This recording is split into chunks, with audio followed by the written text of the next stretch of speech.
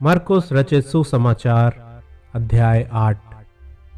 उन दिनों में जब फिर बड़ी भीड़ इकट्ठी हुई और उसके पास कुछ खाने को ना था, तो उसने अपने चेलों को पास बुलाकर उनसे कहा, मुझे इस भीड़ पर तरस आता है, क्योंकि यह 3 दिन से बराबर मेरे साथ है और उनके पास कुछ भी खाने को नहीं। यदि मैं उन्हें भूखा घर भेज दूं, तो मार्ग में थक कर रह जाएंगे, क्योंकि इनमें से कोई दूर से आए हैं। उसके चेलों ने उसको उत्तर दिया, यहाँ जंगल में इतनी रोटी कोई कहाँ से लाए कि यह तृप्त हो। उसने उनसे पूछा, तुम्हारे पास कितनी रोटियां हैं? उन्होंने कहा, 7। तब उसने लोगों को भूमि पर बैठने की आज्ञा दी और वह 7 रोटियां लीं और धन्यवाद करके तोड़ी और अपने चेलों को देता गया कि उनके आगे रखे, और उन्होंने लोगों के आगे परोस दिया। उनके पास थोड़ी सी छोटी मछलियां भी थीं। उसने धन्यवाद करके उन्हें भी लोगों के आगे रखने की आज्ञा दी। वे खाकर तृप्त हो गए और चेलों ने शेष टुकड़ों के 7 टोकरे भरकर उठाए, और लोग 4000 के लगभग थे। तब उसने उनको विदा किया और वह तुरंत अपने चेलों के साथ नाव पर चढ़कर दलमनूता प्रदेश को चला गया। फिर फरीसी आकर उससे वाद विवाद करने लगे और उसे जांचने के लिए उससे कोई स्वर्गीय चिन्ह मांगा। उसने अपनी आत्मा में आह भरकर कहा, इस समय के लोग क्यों चिन्ह ढूंढते हैं? मैं तुमसे सच कहता हूँ कि इस समय के लोगों को कोई चिन्ह नहीं दिया जाएगा। और वह उन्हें छोड़कर फिर नाव पर चढ़ गया और पार चला गया। चेले रोटी लेना भूल गए थे और नाव में उनके पास एक ही रोटी थी। उसने उन्हें चिताया, देखो, फरीसियों के खमीर और हेरोदेस के खमीर से चौकस रहो। वे आपस में विचार करके कहने लगे, हमारे पास रोटी नहीं है। ये जानकर यीशु ने उनसे कहा, तुम क्यों आपस में ये विचार कर रहे हो कि हमारे पास रोटी नहीं? कि आप तक नहीं जानते और नहीं समझते? क्या तुम्हारा मन कठोर हो गया है? क्या आंखें रखते हुए भी नहीं देखते और कान रखते हुए भी नहीं सुनते?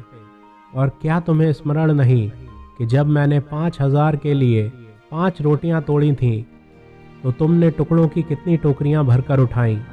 उन्होंने उससे कहा, 12 टोकरियां।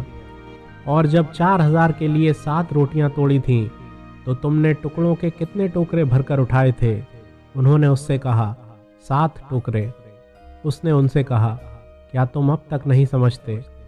वे बैतसैदा में आए और लोग एक अंधे को उसके पास ले आए और उससे विनती की कि उसको छुए। वह उस अंधे का हाथ पकड़कर उसे गांव के बाहर ले गया और उसकी आंखों में थूक कर उस पर हाथ रखे और उससे पूछा, क्या तू कुछ देखता है? उसने आंख उठाकर कहा, मैं मनुष्यों को देखता हूँ, वे मुझे चलते हुए पेड़ों जैसे दिखाई देते हैं। तब उसने दोबारा उसकी आंखों पर हाथ रखे और अंधे ने ध्यान से देखा। वह चंगा हो गया और सब कुछ साफ साफ देखने लगा। उसने उसे ये कहकर घर भेजा, इस गांव के भीतर पांव भी ना रखना। यीशु और उसके चेले कैसरिया फिलिप्पी के गांव में चले गए। मार्ग में उसने अपने चेलों से पूछा, लोग मुझे क्या कहते हैं? उन्होंने उत्तर दिया, यूहन्ना बपतिस्मा देने वाला, और कोई एलिया, और कोई भविष्यद्वक्ताओं में से एक भी कहते हैं। उसने उनसे पूछा, परंतु तुम मुझे क्या कहते हो? पतरस ने उसको उत्तर दिया, तू मसीही है। तब उसने उन्हें चिताकर कहा कि मेरे विषय में यह किसी से ना कहना।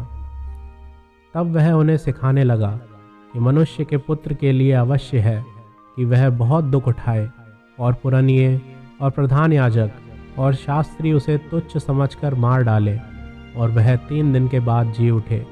उसने ये बात उनसे साफ साफ कह दी। इस पर पतरस उसे अलग ले जाकर झिड़कने लगा, परंतु उसने फिरकर अपने चेलों की ओर देखा और पतरस को झिड़क कर कहा, हे शैतान, मेरे सामने से दूर हो, क्योंकि तू परमेश्वर की बातों पर नहीं परंतु मनुष्यों की बातों पर मन लगाता है। उसने भीड़ को अपने चेलों समेत पास बुलाकर उनसे कहा, जो कोई मेरे पीछे आना चाहे वह अपने आप से इनकार करे और अपना क्रूस उठाकर मेरे पीछे हो ले। क्योंकि जो कोई अपना प्राण बचाना चाहे वह उसे खोएगा, और जो कोई मेरे और सुसमाचार के लिए अपना प्राण खोएगा वह उसे बचाएगा। यदि मनुष्य सारे जगत को प्राप्त करे और अपने प्राण की हानि उठाए तो उसे क्या लाभ होगा? मनुष्य अपने प्राण के बदले क्या देगा?